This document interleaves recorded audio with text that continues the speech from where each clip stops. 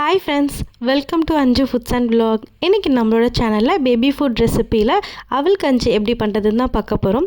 இந்த அவல் கஞ்சி ஒரு வாரத்துலேயே நம்மளோட பேபிக்கு வெயிட் கெயின் ரிசல்ட் கொடுக்கும். அது மட்டும் இல்லாமல் இது நம்ம 5 மந்தில் ஸ்டார்ட் பண்ணோம் அப்படின்னா அவங்களுக்கு 5 இயர்ஸ் வரைக்குமே கொடுக்கலாம். 1 இயர் வரைக்கும் நீங்கள் இந்த மாதிரி கஞ்சா காசி கொடுங்க. 1 இயருக்கு மேலே ஆயிடுச்சு அப்படின்னாக்கா அவங்களுக்கு நல்ல ஒரு வெயிட் கெயின் ரிசல்ட் வேணும்னா நீங்கள் டெய்லி பால் காய்ச்சி அவங்களுக்கு கொடுக்கும்போது இதில் 1 ஸ்பூன் கலந்து கொடுங்க. சீக்கிரமாகவே உங்களுக்கு நல்ல ஒரு வெயிட் கெயின் ரிசல்ட் தெரியும். ஏன்னா இது அவ்வளோ ஒரு சூப்பரான ரெசிபி.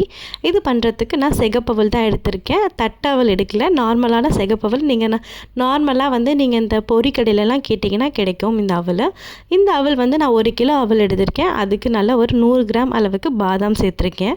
அதுக்கப்புறம் பால் பெருங்காயம். நீங்கள் பெரிய பசங்களுக்கு கொடுக்குறீங்கன்னா நார்மல் பெருங்காயம் கட்டி கூட சேர்த்துக்கலாம். பட் நார்மல் பெருங்காயம் அந்த ஸ்மெல்லு சாப்பிட மாட்டாங்க. ஸோ பால் பெருங்காயமே ஆட் பண்ணிக்கோங்க.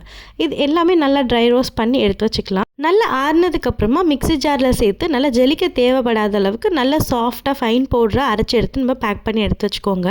இது நம்ம பார்த்தீங்கன்னாக்கா அந்தளவுக்கு சீக்கிரமாக கெட்டு போகாது. ஏன்னா நம்ம நல்லா சூடு ஏற்றி ட்ரை ரோஸ்ட் பண்ணிடுவோம் இல்லையா. நீங்கள் இதில் நீங்கள் உப்பும் சேர்த்து கொடுக்கலாம், இல்லை நாட்டு சர்க்கரையும் சேர்த்து கொடுக்கலாம். பட் நான் பார்த்தீங்கன்னாக்கா 1 இயர் வரைக்குமே எப்போவுமே நாட்டு சர்க்கரையை தான் சேர்த்து கொடுப்பேன். ஒயிட் சுகர் அவாய்ட் பண்ணிக்கலாம். ஒயிட் சுகர் அவ்வளோ நல்லதும் இல்லை, கோல்டு உங்களுக்கு சீக்கிரமாக வரதுக்கு வாய்ப்பு இருக்குது.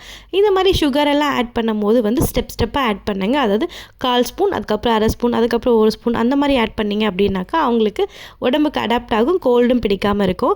கொஞ்சமாக தண்ணி, கொஞ்சமாக உப்பு சேர்த்து நல்லா கரைச்சி இந்த பதம் வந்ததுக்கப்புறமா 1 ஸ்பூன் நெய் சேர்த்துக்கலாம். சேர்த்து அவங்களுக்கு கொடுக்கும் போது ஒரு ஹெல்த்தியான வெயிட் கெயின் ரெசிபிஸ் இருக்கும். கண்டிப்பாக ட்ரை பண்ணி பார்த்துட்டு கமெண்ட் பாக்ஸில் கமெண்ட் பண்ணுங்கள். இதே மாதிரி அடுத்தது ஒரு சூப்பரான பேபி ஃபுட் ரெசிபியில் பார்க்கலாம். தேங்க்யூ ஃபார் வாட்சிங். Bye by.